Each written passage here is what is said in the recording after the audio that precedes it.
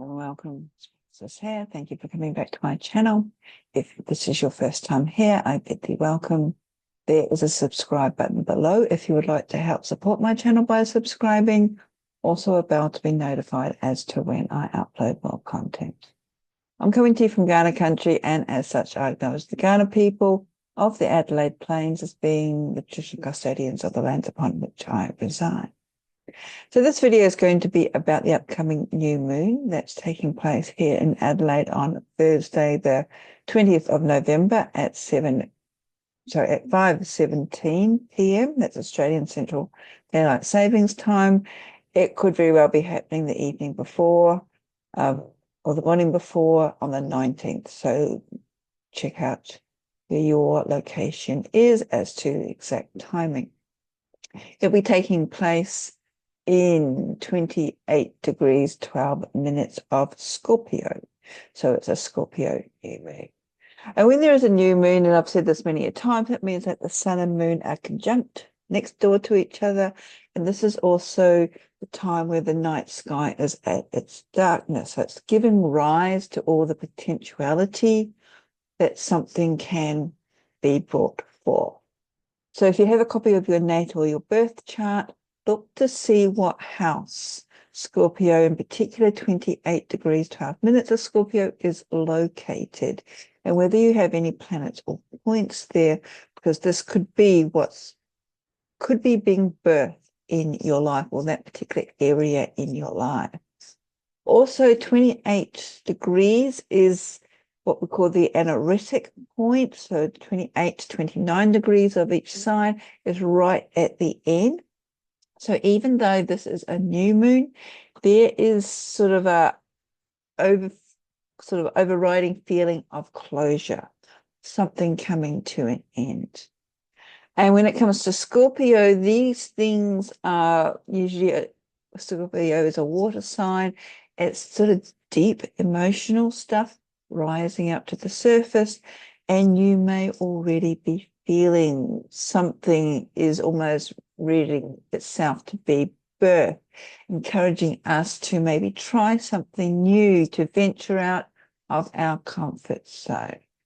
So take a moment and maybe consider, what have you been longing to do? And what is there, or really, is there anything that's sort of been pulling you off what you normally do, something that you really want to experience? Because again, this new moon is inviting us to sort of not only the new beginnings, but experience something new. But we need to have the courage to take that first step. I also mentioned in an earlier video about when we had the full moon, which is in Taurus, that we had a number of planets and points, again, at this anaretic degree point, between 28, 29 degrees of particular signs. And in connection with this new moon, we have Neptune, 29 degrees of Pisces, and Uranus, which is retrograde, and it's now at 29 degrees of Taurus. And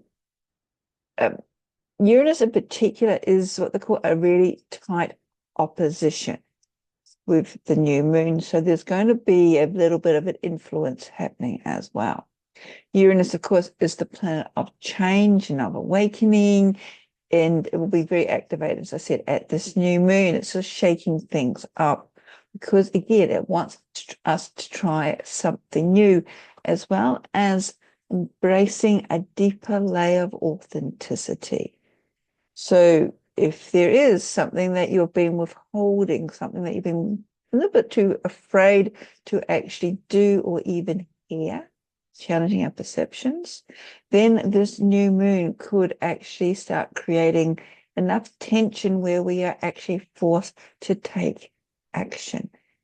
Uranus can stir up surprises, surprising news, information that can then catapult us into the new chapter in our lives, changing directions. The veil's beginning to descend, us seeing a new truth. And further, it could be activating feelings around security. If you do not feel secure within your own self, you may find the need to make some changes so you can find that security again. The moon is also in a tight conjunction right next to each other with Mercury. Mercury went into retrograde a few days ago, which means that its own energy is sort of weaving through and into our own experience. When Mercury goes into retrograde, it's a very powerful time because it's about honoring our intuition, going back into the past. And planets, when they're retrograde, and I think we actually have about 5 at the moment, giving us the opportunity to reflect, revisit, even rest, recalibrate. And we're beginning to also be encouraged to open our hearts and our minds again to the possibilities. In order to do this, this means quietening down that inner voice and really listening to what is beginning to unfold around you. Again, revisit, reflect, give yourself permission to pause and to really start trusting your own inner world, especially if you're finding the external world getting too loud, filled with so many distractions that there are these days. Because Mercury in retrograde, it's lifting the sort of veil, or will be lifting the veil at the end of this month. And that's around, I think, around about the 29th of November, and it'll make things clearer then. So at the moment, we're sort of going through a lot of sort of, things may not be too clear. So this is why they're saying, they and the astrologers say, just sort of like read the fine print a little bit more, or pay more attention to the fine print. If you can, avoid travel, signing important contracts. It affects communication, and these days a lot of communication is done online. So this is sort of bringing in the Uranus sort of energy as well, because that's all sort of the AI and tech. So there could be some disruptions there. So save things, do backups on your computers, and just double check things as well. And this configuration that we have with the new moon conjunct with Mercury retrograde and then opposing Uranus, again, emphasizes this need for a radical transformation in the way that we think, the way that we relate to other people, the way we communicate. It could also be perceived as a shift in how we see reality. It increases the chances of experiencing breakthroughs, sudden changes, radical shifts in both our inner and outer realities.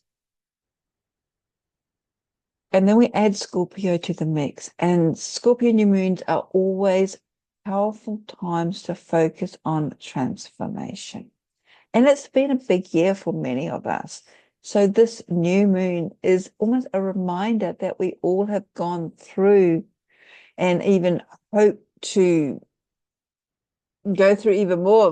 Well, maybe not hope to, but there's more opportunities to go through more stuff. And the direction that we may find ourselves heading in could be completely new, but that's okay.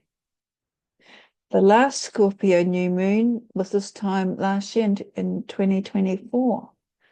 And how have you transformed in that year?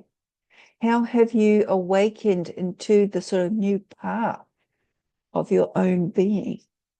How can you find hope in the future, in the direction that you're heading in, from the point that you're standing in today?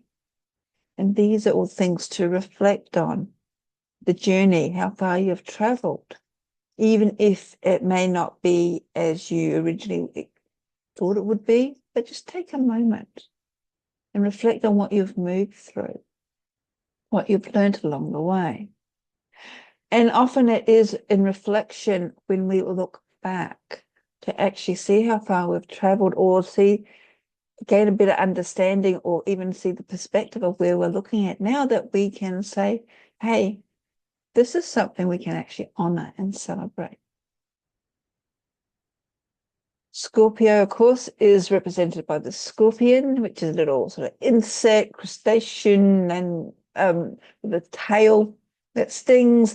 It shares its own sort of skin each year. And as the scorpion sort of sheds its skin, it's letting go of the old, excuse me. And when the shedding is complete, it is reborn in new skin. So, excuse me. So this is almost giving us the opportunity or making us aware that this is a time to shed our skins, to rebirth the new, especially if we've been doing all this sort of internal changing throughout the year. So really sort of like rebirth ourselves into the newer, the more improved, authentic version of our own selves. And we're invited to sort of do this transformation, this manifestation under the darkness of the new moon. I'll go a bit of a croaky voice. And this darkness is allowing us, encouraging us to let go of the old. Take that inner pause and then embrace and welcome the new. However, shedding can be painful, but the more that we embrace it, do it more on our own time as opposed to having the universe doing it for us, the more that we sort of step into the confidence of our own rebirth. And I think under this new moon, it's important for us to find ways to embrace this sort of new venture that we're about to head in. Even if they're just small little steps, that's okay. Let go of the fear and step into the new. And I honestly think that this is the big message for this new moon. We still have December to get through before the end of the calendar year, but take the opportunity to have a little bit of a reflection. See how far you've come. See where you were this time last year. And maybe put it out there, the direction that you're heading into, where you want to be this time next year. So, as always, I'm not an astrologer, but I do link below the astrologers that I use that inspire me for these sort of little updates. So please check out their links. They'll find them below. If you are finding the Scorpion new moon energy interesting, please put your comments below, because I always go back and read all the comments, and sometimes I even respond if I feel I've got something to offer you. So happy new moon. So we've got Mercury in retrograde, Uranus in retrograde. We've got, I think, 5 planets in retrograde at the moment. I might do a little update video, just sort of like summarizing all these retrograde planets, because they are quite interesting. And we do have sort of like I'll say interesting ride until the end of the calendar year. I say that because they are encouraging us to surrender and let go of the old. And this is something that I've been talking about for a number of years now. And it's like we're really coming up to a new cycle. Even this year, if we add up the numbers in esoteric numerology, 2025 is actually a 9-year in esoteric numerology. That is an ending year. I'll link below the metaphysical keys that I did at the beginning of the year, where I talked about esoteric numerology and also the tarot associations, if you want to go back and have a look. And again, utilize this time for a bit of reflection, just to see how far you've traveled and the direction that you're heading into, and it will give you a little bit more insight into what's coming up and the direction you want to head into for the next year. Blessings.